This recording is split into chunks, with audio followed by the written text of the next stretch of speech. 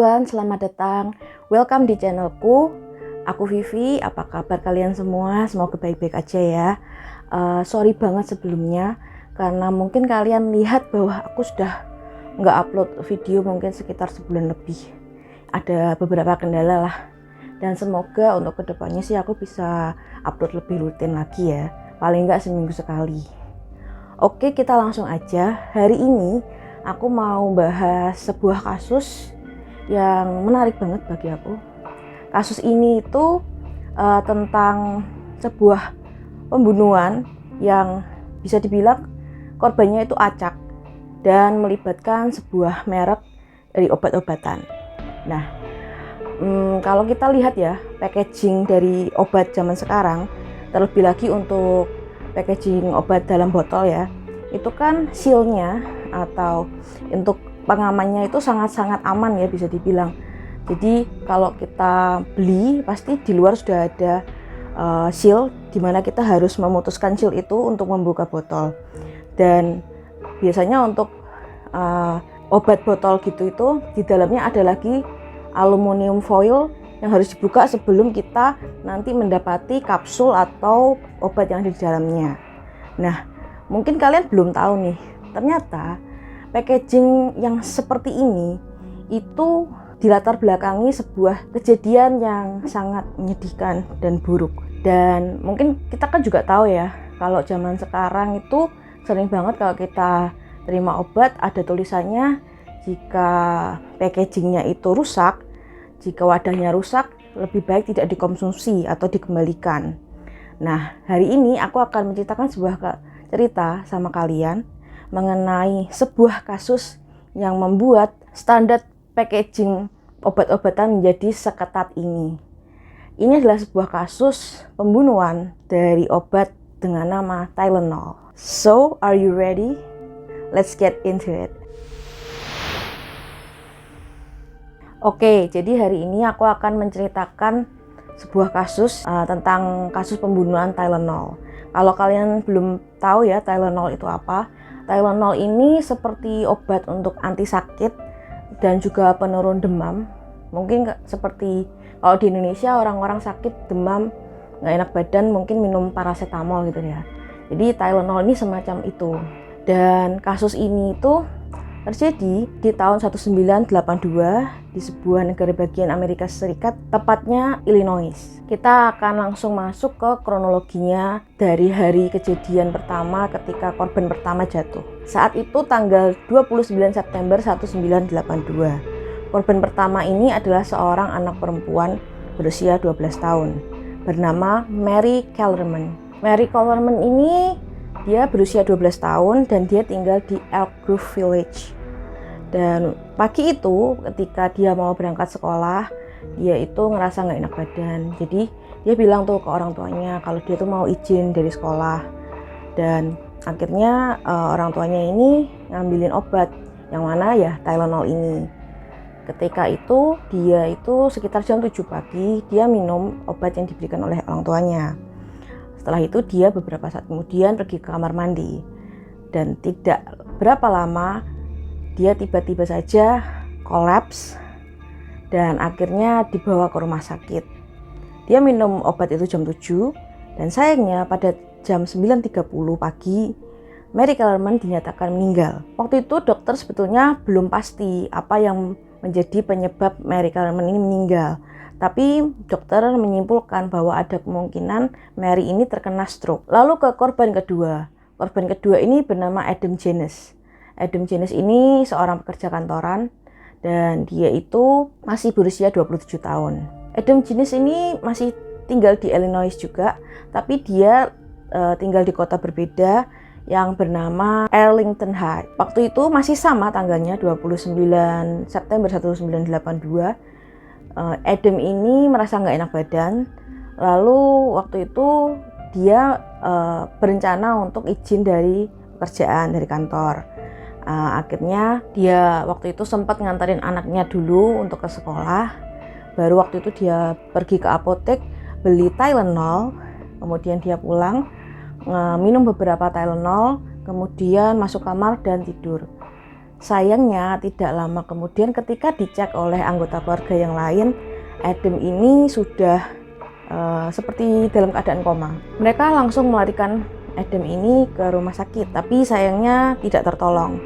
Dalam kasus ini sebetulnya keluarga Janus ini mungkin keluarga yang paling tidak beruntung. Jadi seperti ini ceritanya. Ketika Adam Janus meninggal, adiknya yang bernama Stanley Janus yang berusia 25 tahun dan istrinya yang bernama Teresa Janus 19 tahun, mereka berdua ini datangkan karena mendengar bahwa Adam ini meninggal. Dan ketika mereka sudah sampai di rumah waktu itu, di rumahnya Adam, mereka ya seperti biasalah mengurus kematian seperti apa sih, dan masih dirundung duka. Mereka merasakan ya tanda-tanda jika orang mengalami tekanan lah, seperti apa sih, pasti ada rasa pusing, gak enak badan. Akhirnya mereka ambil obat di kotak obat di rumah Adam ini dan mereka meminum Tylenol. Lalu saat itu juga Stanley Janus dan Teresa Janus ini kolaps. Stanley Janus meninggal pada hari itu juga dan Teresa Janus meninggal 2 hari kemudian di rumah sakit. Untuk kasus keluarga Janus ini, dokter yang menanganinya itu sama. Jadi dokter ini melihat ada tanda-tanda keracunan di keluarga Janus. Dari anggota keluarga Janus yang meninggal ini ada tanda keracunan. Tapi waktu itu belum ketahuan apa ya racunnya. Dokter masih menyimpulkan mungkin keracunan karbon monoksida. Benang merah dari 2 kasus ini justru ditemukan oleh 2 orang pekerja dari pemadam kebakaran dari Elk Grove Village dan juga Arlington Heights. Jadi waktu itu sore hari, ya biasanya kan kalau di luar negeri, di Amerika ya, pemadam kebakaran kan nggak cuman untuk memadamkan kebakaran aja, mereka biasanya juga untuk menolong orang dengan kegiatan-kegiatan sosial tuh mereka juga terlibat gitu loh. Jadi 2 orang pekerja dari pemadam kebakaran ini bercerita satu sama lain mengenai kejadian yang ada di lingkungan daerah mereka masing-masing. Jadi si pemadam kebakaran satu bilang bahwa ada kasus seorang anak yang meninggal karena habis minum Tylenol, dan pemadam kebakaran kedua juga cerita bahwa oh ya ada keluarga juga yang bahkan beberapa anggota keluarganya meninggal setelah minum Tylenol. Dan karena mereka merasa ini kebetulan yang aneh, mereka akhirnya bilang kepada dokter yang menghandle keluarga Janus. Dr. Thomas Kim, dokter yang menghandle kasus dari keluarga Janus ini, lalu langsung melaporkan kejadian ini ke pihak yang berwajib dan meminta pihak berwajib untuk membawa Tylenol yang sudah dibuka dari keluarga Janus dan juga keluarga Kellerman. Malam itu juga Nick Pisos, investigator dari Cook County, membandingkan 2 botol Tylenol yang didapati dari keluarga Janus dan juga Kellerman. Dan dari 2 botol itu ada kesamaan. Kesamaan itu adalah di kode produksi. Kode produksinya adalah MC2880. Dan setelah penelitian lebih lanjut ditemukan bahwa kedua botol ini didapati aroma atau bau yang tercium seperti bau almond. Dan mungkin jika kalian yang belum tahu, bau potasium cyanida itu persis seperti bau bitter almond. Potasium cyanida sendiri itu sangat berbahaya untuk manusia. Dia bisa menyebabkan manusia kejang-kejang, menghentikan detak jantung, dan juga menghentikan atau merusak saluran pernafasan. Botol-botol dari korban ini diteliti dan memang terkonfirmasi bahwa ada kandungan potasium cyanida di dalam 2 botol ini. Sehingga kasus ini ditetapkan sebagai kasus keracunan oleh potasium cyanida. Dan yang lebih mengejutkan lagi adalah kadar dari potasium cyanida yang ada di setiap botol itu. Ralat lebih tepatnya di setiap kapsul. Dosis potasium cyanida yang ada di setiap kapsul yang ada di dalam botol itu melebihi dosis yang diperlukan untuk membunuh 1 orang manusia saja. Jadi dalam 1 kapsul itu ada 100-1000% lebih mematikan dari dosis yang diperlukan. Selain dari 5 korban ini tadi, ternyata dari tanggal 29 September sampai tanggal 1 Oktober masih ada dua korban lain dengan total 7 korban pada jangka waktu hanya sekitar 3 hari. Korban kelima adalah Mary Rainer. Mary Rainer ini adalah seorang ibu berusia 27 tahun yang baru saja melahirkan dan berusia kembali dari rumah sakit. Ketika itu untuk mengurangi rasa sakit setelah operasi, Mary ini beli Tylenol dan minum obat itu untuk mengurangi rasa sakit pasca operasi. Sayangnya setelah itu dia kejang-kejang dan kolaps di depan anaknya yang berusia 8 tahun. Lokasi dari rumah Mary Rainer ini ada di Winfield. Korban keenam adalah Mary McFarlane. Dia adalah seorang pekerja kantoran berusia 30 tahun yang tinggal di Elmhurst. Kronologinya waktu itu si Mary ini dia sedang dalam kantor, dia bekerja seperti biasanya waktu itu, tapi tiba-tiba dia merasa nggak enak badan, merasa pusing, sehingga dia izin ke belakang untuk minum obat ya Tylenol ini, dan saat itu juga dia kolaps. Korban ketujuh bernama Paula Prince yang berusia 35 tahun. Paula Prince ini adalah seorang pramugari yang dia tinggal di Chicago, dan dia waktu itu baru saja pulang dari penerbangan dari Las Vegas. Dan setelah dia tiba di Chicago, dia ini pergi ke sebuah apotek untuk membeli Tylenol, dan sebelum dia akhirnya pulang ke apartemennya dan kemudian meminum obat itu, dan ditemukan 2 hari kemudian oleh orang-orang dalam keadaan sudah meninggal dunia. Kemungkinan besar Paula Prince ini sudah meninggal pada tanggal 1 Oktober 1982. Pihak yang memproduksi dari produk Tylenol ini adalah perusahaan Johnson & Johnson. Kalian pasti nggak asing ya. Jadi Johnson & Johnson ini adalah pemproduksi Tylenol, dan Johnson & Johnson itu waktu itu langsung menerima telepon dari reporter yang memberitakan bahwa adanya kematian dan korban-korban setelah meminum Tylenol ini. Kita singkat aja, kita bilang Johnson & Johnson ini J&J ya. Jadi pihak J&J ini mereka langsung membuat strategi, memikirkan bagaimana, yaitu pertama bagaimana untuk menyelamatkan orang-orang, dan kedua bagaimana untuk menyelamatkan produk ini sendiri. Pihak J&J ini langsung melakukan hal-hal yang diperlukan yang mereka rasa bisa membantu untuk mencegah kasus ini berkembang lebih lebar lagi. Dan ini adalah beberapa hal yang mereka lakukan. Yang pertama adalah mereka memberitakan kepada seluruh negara bagian untuk tidak lagi mengkonsumsi Tylenol sampai jangka waktu di mana kasus ini sudah terselesaikan. Kedua, mereka menghentikan semua produksi Tylenol yang ada dan juga menarik iklan-iklan yang ada soal Tylenol. Mereka menarik kurang lebih 31.000 botol Tylenol dari sekitaran Chicago yang saat itu jika dihitung dalam US dollar berjumlah sekitar 100 juta US dollar. Keempat, mereka juga langsung mengabarkan kepada masyarakat mereka akan memberikan hadiah sejumlah 100.000 dolar untuk setiap orang yang memiliki clue atau mungkin informasi penting mengenai kasus ini, sehingga kasus ini bisa cepat terselesaikan. Sayangnya sampai saat ini uang 100.000 dolar itu tidak pernah ada yang mengklaim, karena tidak ada yang punya informasi penting tentang kasus ini. Kelima, mereka menawarkan untuk mengganti semua Tylenol yang sudah dibeli oleh masyarakat dan akan menggantikannya dengan tablet. Jadi sebelumnya itu kan Tylenol yang beredar di masyarakat itu berbentuk kapsul, sehingga kapsul itu kan bisa dibuka dan diganti isinya. Sedangkan mereka akan menggantinya dengan yang berbentuk kapsul jika masyarakat di luar sana mau mengembalikan produk Tylenol mereka. Tindakan-tindakan yang dilakukan oleh J&J ini mendapat pujian dari banyak kalangan, termasuk bagaimana cara mereka menghandle dan menyelamatkan suatu produk dan juga melindungi customer mereka. Oh ya, sebagai tambahan ada yang ketinggalan satu, yaitu keenam.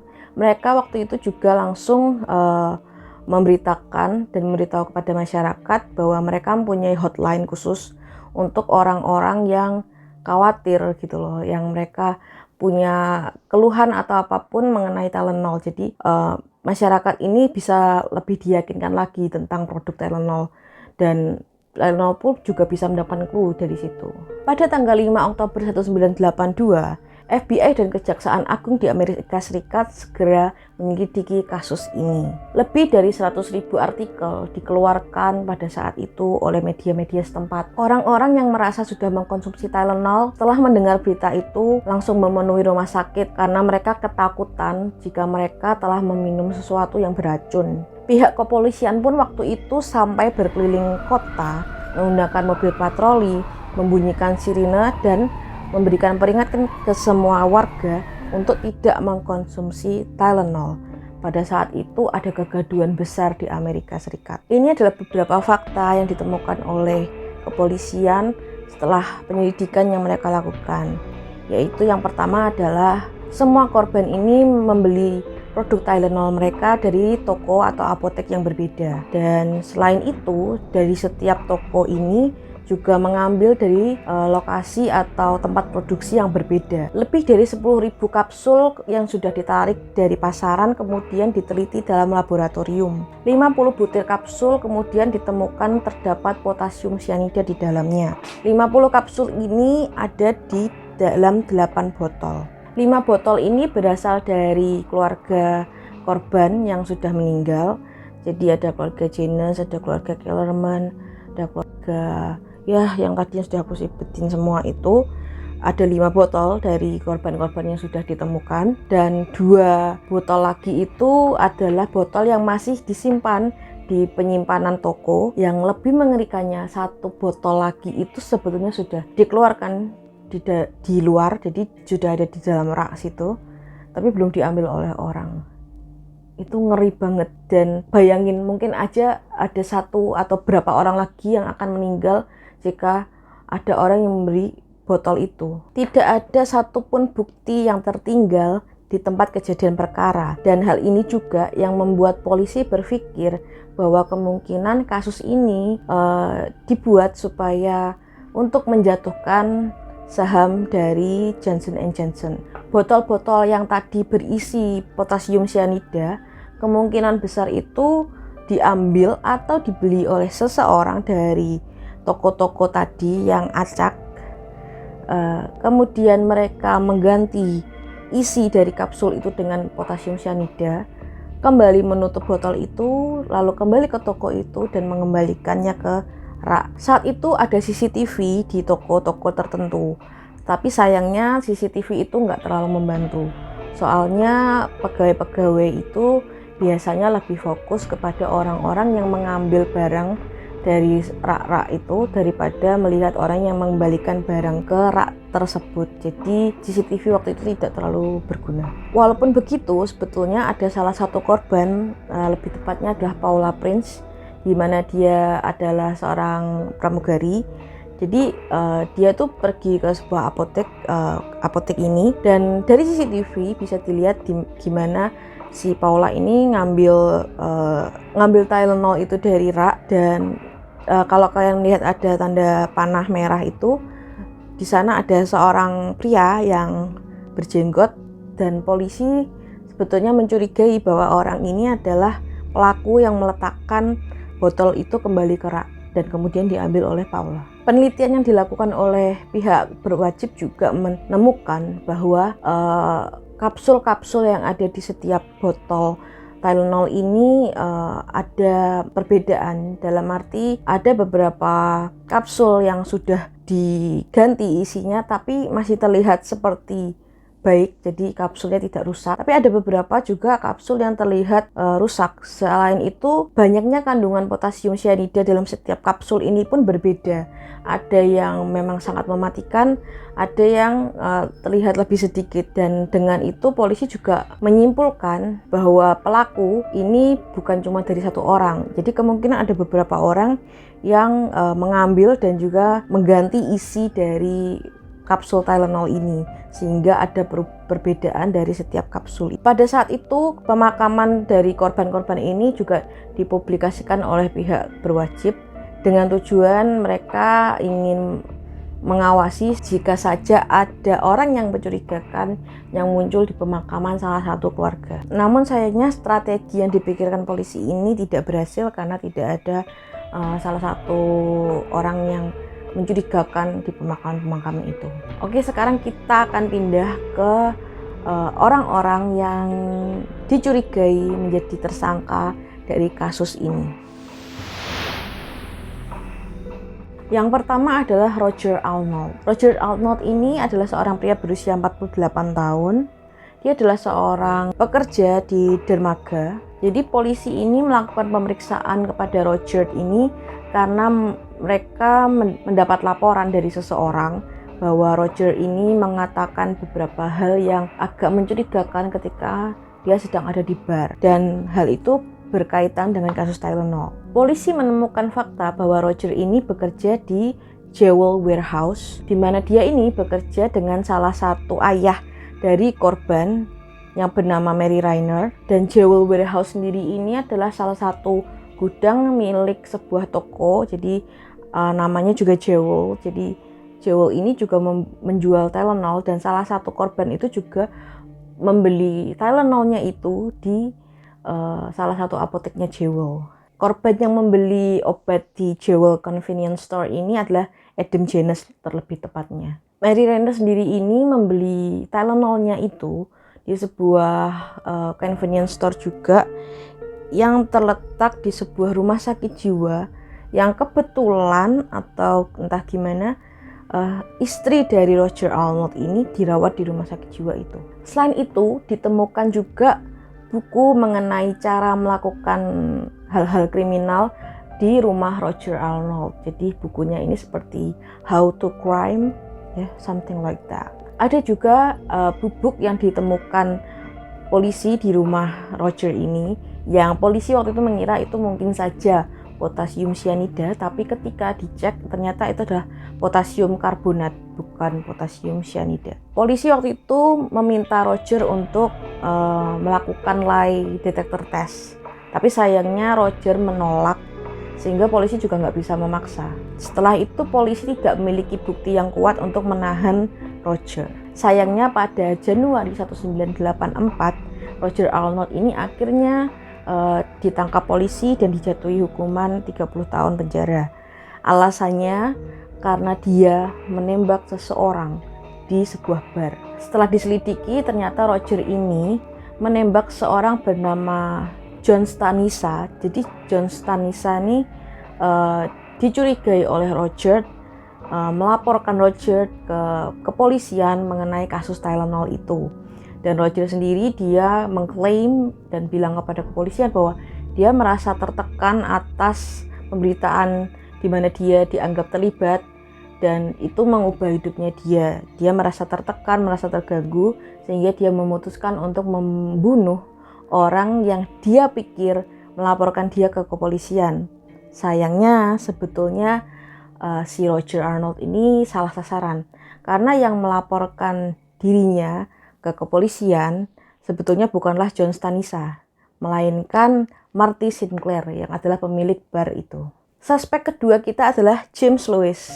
1 minggu setelah kejadian kasus-kasus Tylenol ini, ada sebuah surat yang dikirimkan kepada perusahaan Johnson & Johnson yang meminta uang untuk terkait dari kasus Tylenol. Ini isi suratnya. Johnson & Johnson, parent of McNeil Laboratories. Gentlemen, as you can see, it is easy to place cyanide, both potassium and sodium, into capsules sitting on store shelves. And since the cyanide is inside the gelatin, it is easy to get buyers to swallow the bitter pill. Another beauty is that cyanide operates quickly. It takes so very little, and there will be no time to take countermeasure. If you don't mind the publicity of these little capsules, then do nothing. So far, I have spent less than $50 and it takes me less than 10 minutes per bottle. If you want to stop the killing, then wire $1 million to bank account 8449597 at Continental Illinois Bank, Chicago, Illinois. Don't attempt to involve the FBI or local Chicago authorities with this letter. A couple of phone calls by me will undo anything you can possibly do. Tentu saja pihak Johnson & Johnson langsung bekerja sama dengan kepolisian ya. James sendiri ditangkap di sebuah perpustakaan yang ada di New York.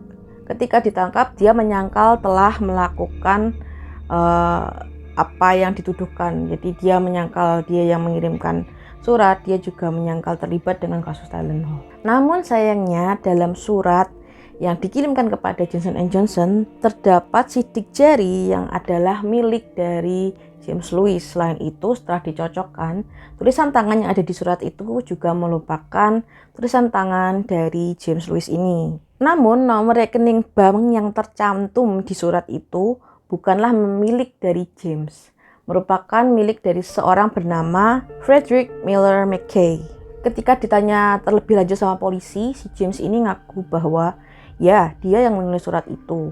Dan kenapa dia mencantumkan nomor rekening si Frederick ini? Katanya supaya orang-orang atau pihak kepolisian tahu bahwa di rekeningnya si Frederick ini ada $511 uang yang merupakan uang tipuan.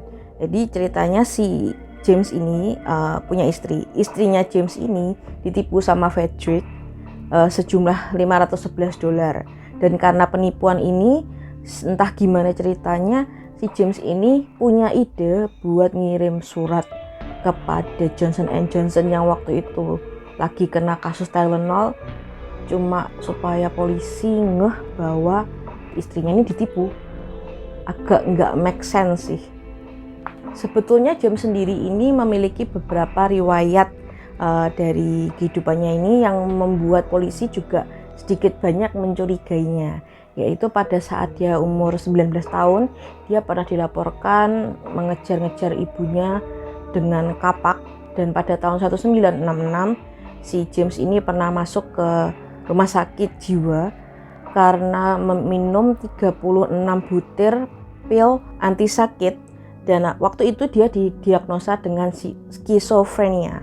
Selain itu, kalau kalian ingat bahwa tadi ada salah satu bukti CCTV di mana itu adalah CCTV dari ketika Paula Prince lagi ada di apotek untuk membeli Tylenol, dan polisi kan mencurigai pria berjenggot yang ada di bagian belakang itu sebagai pelaku.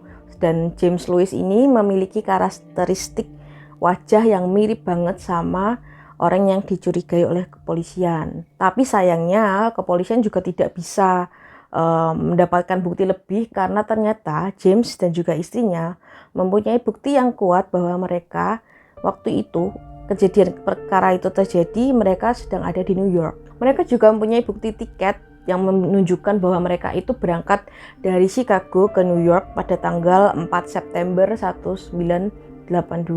Yang mana itu adalah 25 hari sebelum kejadian kasus itu terjadi. Yang mana menurut polisi itu agak nggak mungkin jika si James ini anggap saja meletakkan pil itu pada tanggal 4, lalu orang-orang ini membeli produk Tylenol itu pada tanggal 28. Kenapa tidak mungkin? Karena potasium cyanida ini sifatnya kan agak merusak ya. Jadi dalam jangka waktu yang agak lama setelah dimasukkan ke dalam kapsul, potasium cyanida ini akan merusak gelatinnya. Jadi udah pasti sudah tidak bisa dikonsumsi lagi. Jadi secara kesimpulan polisi mengatakan bahwa botol-botol ini dikembalikan di rak pada tanggal 28 itu atau sehari sebelumnya.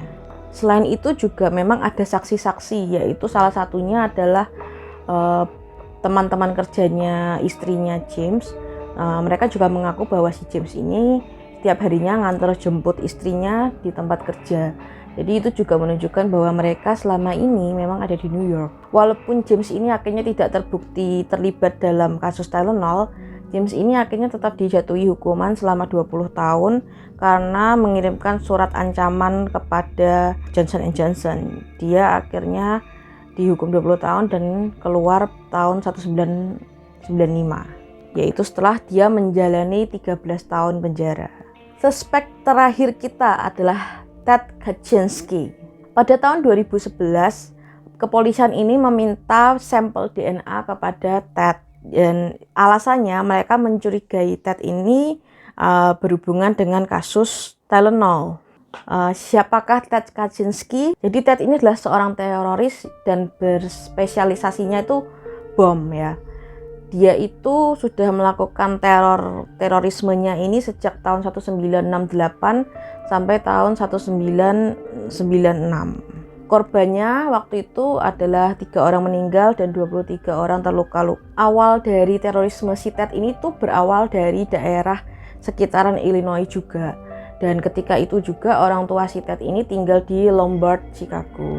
Jadi polisi juga memperkirakan bahwa saat kejadian perkara tentang kasus Tylenol ini, Ted juga ada di wilayah itu. Ted waktu itu menyangkal bahwa dia terlibat dengan kasus Tylenol dan dia juga bilang bahwa dia tidak memiliki potasium cyanida, dan ya akhirnya karena tidak adanya bukti dan adanya penolakan dari Ted, akhirnya Ted itu tidak jadi tersangka. Jadi ya akhirnya setelah sebetulnya ada beberapa suspek lain, tapi latar belakangnya itu tidak terlalu mendetail, jadi aku tidak ceritakan. Tapi sampai sekarang sebetulnya kasus ini tuh masih belum terselesaikan, unsolved ya. Jadi sampai sekarang tidak ada bukti yang memberatkan tersangka yang sudah diselidiki oleh polisi. Jadi sampai saat ini belum tahu apa motif dari kasus ini. Tapi ya mungkin kalau mau diambil sisi positifnya, ya sekarang packaging dari obat sekarang menurut standar internasional itu sudah sangat bagus. Sehingga mungkin paling tidak untuk meminimalisir lah, sehingga oknum-oknum tertentu tuh tidak melakukan kejahatan karena packaging yang kurang aman. I think that's it for today. Mungkin masih bertanya-tanya sih ya, karena kasus ini tuh memang masih sangat panjang karena belum terselesaikan sampai sekarang. Dan ya semoga, aku sih pikir semoga nggak ada lagi lah kasus seperti ini, karena kalau aku bayangin tuh serem banget loh. Kalian beli obat, kalian cuman pengen sembuh, tapi ternyata ada orang yang entah dengan motif apa mengganti isi obat itu dengan racun. Itu apa ya, dengan korban yang random itu menurutku aku paling serem dengan hal seperti ini, karena mereka sendiri tuh seperti psikopat yang menurutku mereka tidak memiliki tujuan yang jelas korbannya itu siapa. Oke, I think that's it karena itu kesimpulan yang bisa aku ambil, dan semoga kita juga bisa ketemu di kasus-kasus selanjutnya. Aku harap kalian bisa mengambil hal-hal yang baik dari kasus ini, dan I hope you guys enjoy and I'll see you next time. Bye.